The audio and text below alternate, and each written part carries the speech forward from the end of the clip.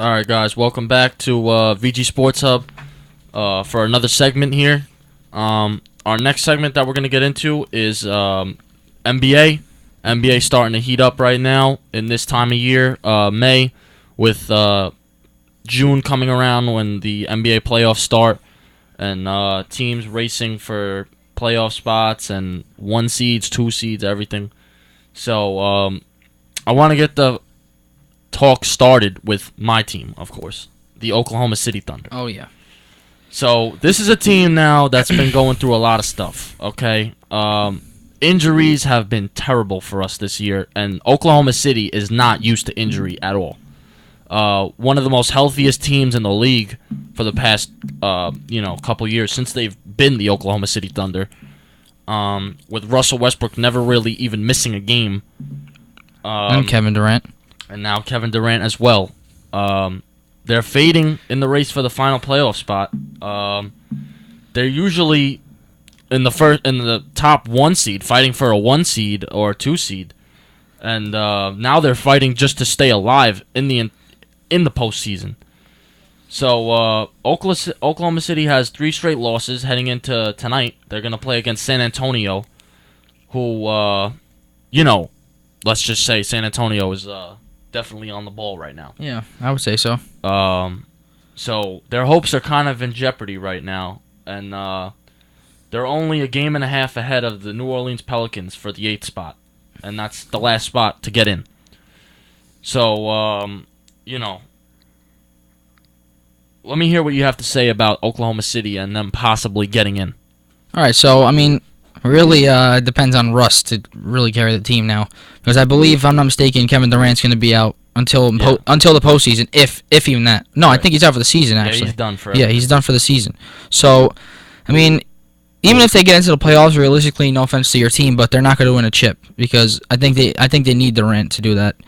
Russ Westbrook, first of all, he's a triple-double machine right now, even on his own.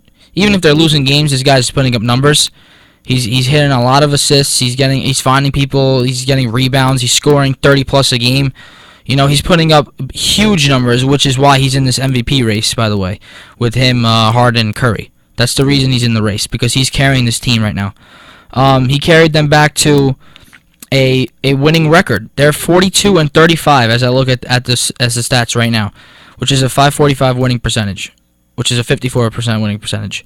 And the reason is Russ Westbrook, because without all these pieces, without Kevin Durant there, which is the main piece, obviously, it's really hurting their chances of getting a higher seed. That they're already five games between, actually 4 games behind Dallas, and then Dallas is a few games behind San Antonio. If Oklahoma City gets into this postseason, they're going to face Golden State the first round, which could be a nightmare for them. I'm not sure. This year. Yeah, especially this year. And without Durant, forget it. Forget about it. Steph Curry is going to go off. They have Klay Thompson. They have so many pieces there. But Oklahoma City, like I said, Russ Westbrook. I like the Cancer trade. I think Cancer's been playing pretty well for them because Adams just came back. But when Steven Adams was out, Cancer played very well, and Singler was fitting in too. But I just think this whole team is Russell Westbrook. I don't think they can really do much more. Yeah. Like I said, this team has played in the past 3 Western Conference Finals in 3 of the past 4 years, and even in the NBA Finals 1 of those years. But with the injury of Kevin Durant with his right foot surgery, Serge Ibaka with his right knee surgery, Nick Collison, who has a left ankle sprain, and Andre Robertson with also a left ankle sprain, I think that everything has just really just been caved decrepit. In on them, man. Yeah. Westbrook has been definitely dominating. Since Durant's last game, that was back on February 19th that he played in, Westbrook has been averaging 30.6 points per game with 10.6 assists and 9.1 rebounds per game. It's a triple-double average. Nearly averaging a triple-double per game with nine triple-doubles in those games. He's been playing heavy minutes, 40 minutes per game in the past 5 games. But Coach Scott Brooks has said, I've read an article on him, that he's not worried about putting a toll on Westbrook. Westbrook is definitely one of the most toughest guys definitely on that team. His never-ending energy, by the way. I never see him stop for a play. No way. I think that team has a lot of. They're still staying positive, and I like that. Anthony Morrow, a quote from him. He said, "We've just got to continue to work on those things that are keeping us down." So, with that being said, I think they're gonna still try and do what they can to try and make it in. So yeah, that'll do it for my team. Now over to the Knicks. Oh, please. Where I just went to a game recently.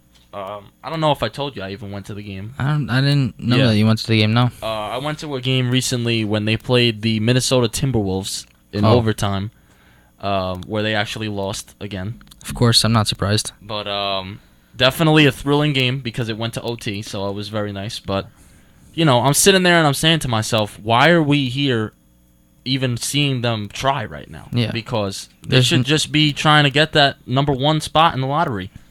Yeah, honestly, there's no point in the season anymore. I mean, there never was. Let's just be honest. Let's just be honest here. Well, I don't know what the deal is with what their plan is there, but if you ask me, I want Jahlil Okafor on my team. Oh, I do too. I don't know. There's been so much talk with it's either Okafor or Towns. Yeah. And I heard that Phil Russell. Actually, I think Phil Russell got penalized for something with Russell, D'Angelo Russell too, from college, the point guard. Yeah. Because they liked him a lot. He likes him a lot. But if you ask me, I know a point guard is important, but we need a big guy. We don't have a big guy. We traded away Tyson Chandler, we traded him away probably for money reasons to get him off the books, because now we're gonna have money to maybe buy someone this summer. Marcus Gasol or LaMarcus Aldridge. But why would they come to New York? Yeah. I don't see them coming to New York because they're on winning teams. They don't need to come to New York unless they just want to want the money. Right. There's a lot of other players that the Knicks can get, but the plan is looking a little fragile now. And Phil Jackson, this is not quote unquote, but for the gist of it, he said is that his plan, it fell right on his face. Like it just been terrible for them. Yeah. And he's been honest about that. But he's telling Knicks fans, give me another year, just give me time. And I hope they start by drafting Okafor. I don't know about Towns. I'm not sure. I like Okafor more personally. But any of those guys would do. I want him or Towns though. I don't want Russell. I don't see that as really a building block for us. We need to get Melo, a big guy, and the Knicks a big guy. I think that's what counts the most right now. But you got Jose Calderon. I know he's out for this year, but yeah, he can be a decent point guard if we get a big guy. Yeah. So, and also another thing you have to look at is we're going to be in a lottery, but that doesn't even give you 100% first pick. No, it doesn't. Because you can have a lottery pick in fall 5. Yeah. It's going to be very interesting to see, and it's next month. A few months away. I think in June. After the it's in June, I believe. Yeah. But we're going to see what the lottery holds for the Knicks. I hope it's a number 1 pick, because that's all we have to look forward to. Well, enough said with the Knicks. Transitioning over to the Bulls now, where the talk of everything over there is Derrick Rose, obviously, as always. Derrick Rose hasn't scheduled a return date yet. It still remains unclear when he's going to join back in the lineup. There's only 5 games remaining. Rose has been taking contact in practice this whole past week. And Coach Tom Thibodeau said that he would not say on Monday when he will return. He had this surgery back on February 27th. It was minor surgery, and he was expected to miss 4 to 6 weeks from his torn meniscus, which also was the same injury that he had to be taken away from us last season. But, like I said, he's only got 4 days left. He's going to play, I think the Bulls play Orlando. They're going to go to Orlando and Miami. And then on Wednesday and Thursday, they'll be back home to host Philadelphia, and then close out the season on Saturday, where they visit Brooklyn. So, this team is obviously they're gonna make the playoffs. So, do you think that he's going to come back before the end of the season within these next couple of games, or during the playoffs, or you think he's just got to relax this one out? If the Bulls really want to push for it, then I would say bring him back in the playoffs. Yeah, they do have a couple games left. What is it? I think they have 5 games left. Okay. If they want to really try to get him into game condition, maybe the last 2 or maybe just one game, the last game. Right. But if he has to be feel 100% and he has to feel completely ready to come back, and that's not going to happen till the postseason starts, just let him come back in the postseason. Because we've seen in the past, he likes to take his time. He wants to be, fully healthy. He kind of got lucky, I would say, with this injury because it wasn't as tough as the other injuries. Like this one was a slighter tear than the other ones, so he was able to come back much quicker. Obviously within the season itself, which is a little shocking for us fans because when we see him go out, he's out for huge periods of time. So it's good for him to come back. Hopefully he comes back in the postseason. And I just looked at the Eastern Conference now. I'm kind of shocked that they're still even in the 3rd seed. 3 to 5 right there. There's 2 games between them from 3 to 5. Washington can win 2 games, and Chicago can lose, and Washington can still move up into the 3rd seed. So it's going to be a little interesting, the placement that goes on with those teams. But if it stays there, if they stay in the 3rd seed, I believe they're going to be facing Milwaukee if Milwaukee is able to stay there. So you never know. They can make a little run, but I still don't think they're definitely not the best team. Even with him back, yeah, he's going to help, but they're not the best team. In the East by far. Obviously, Atlanta is, and the Cavaliers, who, maybe they woke up a little late, but they're 15-27, and LeBron James has been a beast, and so is Kyrie Irving. So that team's come alive. I think the Bulls have a lot of trouble, even with Derrick Rose, coming up soon. Right. Well, in other news regarding injuries and all this type of stuff, a more positive note for injuries. Indiana Pacers Paul George has returned as on Sunday. He checked back into his first regular season game or regular game since 11 months ago, back when he was playing for USA, when he fractured his leg. And he came off the bench against the Miami Heat this Sunday and was received with a huge ovation in Indiana. Everybody just loved to see him get out there on the court. He made his first shot of the game. Also, actually had 13 points that game. So it was great to see him back on the court. He gained a lot of love from LeBron James.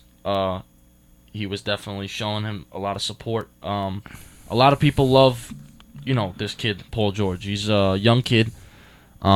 The face of Indiana, and they missed out on him this year. So now he's back, and what do you think that they got in store now going on with him being back? Well, definitely next year they're going to be much improved. Obviously, maybe they have a shot at the playoffs again. They're still not the team they once were, I don't think. Roy Hibbert, he doesn't had such a great year this year. I think Lance Stevenson, honestly, this is the only place where he really fit in.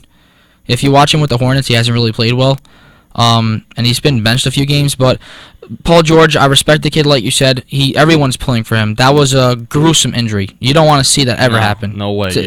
It's just very hard to watch. I've seen the replay. I've actually done a project on it for a class. It's just a very gruesome thing to see. But he came in. I'll read you the stats real quick. He played 15 minutes. Obviously they want to get him into game shape. They're not going to play him, 20-plus minutes already and, risk anything. He still has to, be sure that he's fine. But he's rehabbed for a long time. He had 13 points in those 15 minutes, 2 rebounds, 2 assists on 5 of 12 shooting. He made 3 threes, and, some of them were really, really nice contested threes. I actually watched the highlights of this game, and Indiana blew out Miami. So in his return, they got to win, and hopefully they can gain some momentum for their team, just to end the season on a positive note, because this season has been hard for them, to say the least. All right, well, that'll do it for all of NBA for now. Those are the biggest headlines. We'll get you. We'll stay on top of NBA a lot now with the playoffs coming up. Yeah, next week the season will almost be over, so we can do some predictions as the seeds lock in, and things like that. Exactly. So I'm I'm gonna pass it over to the G Shocker now. With I think he's got some soccer updates. Yeah, I'll just for talk us. one result real quick. So I'm gonna on give a it quick over to him. All right, so for all you soccer fans out there, obviously with Easter being around, some teams played last weekend, but I just want to focus on one game today since it's the most recent game. Next week, I believe it's next week, there'll be Champions League, I believe, so we'll talk about that when that comes up. But the game that was on today was the Coppa Italia tournament, which my team Napoli is actually the defending champion. And that's pretty much all I can take pride in because we're having a terrible season now in the past, 10 games or so. Is it Serie A? Serie A. This is the Serie A teams. Perfect. Yes, it is. Exactly. This is the Serie A teams. The Coppa Italia competition, though. It's not the Serie A competition, but they are teams from there. Juventus, you know that team. Yeah.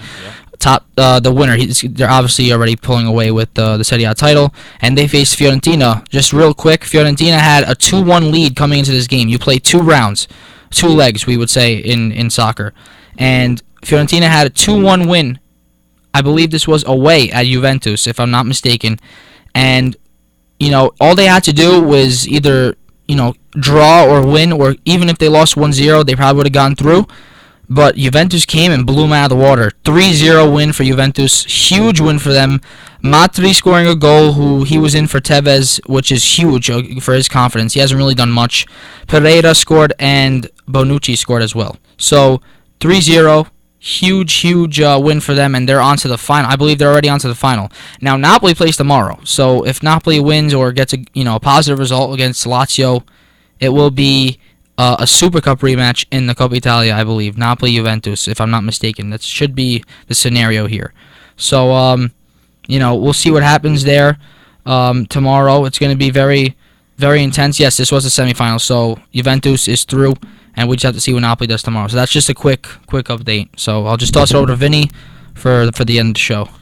All right, guys. Well, with college basketball over now, we have a couple just big games on NBA for tonight that I wanted to mention. Oklahoma City playing San Antonio, as we mentioned before. Oklahoma City at home. They have won the last 4 meetings between the two teams in Oklahoma City, so this will be very interesting to watch, seeing what they're going to do down the stretch. Also, for any, we don't usually bring this up, but now that we have a lot more, less sports on our hands, for hockey fans, the New York Rangers will be taking on the New Jersey Devils tonight. That game at 7 o'clock. I know Gio watches. Yeah, quick thing, actually. If we win that game, if the Rangers do win that game, they're going to get the President's Trophy. And if they get 1 point, they're gonna clinch the top seed in the Eastern Conference. Just quick there. This is going to be a are good. we predicting a win in this one? I'm predicting the win because the Rangers really hit them hard and won 6-1 last game that they faced them. Yeah. So what was that? 4 days ago? Yeah, just a few days ago, maybe a week ago or so. So yeah, with that happening, hopefully another win and we'll clinch this. Well, that's about it for everything. Both New York teams, like I said, off today for baseball. We'll be back at it for tomorrow. So that'll do it for everything. That's a wrap. I hope you guys enjoyed everything. All right. Don't forget, every Tuesday, 4 to 5 p.m. I know that we've been a little bit rugged this year with the semester being a little bit crazy and hectic, but we're going to stay on topic for you guys and stay on track. So please stick with us. Thank you guys for everything. Appreciate it. We appreciate the support. So have a good rest of the day, guys.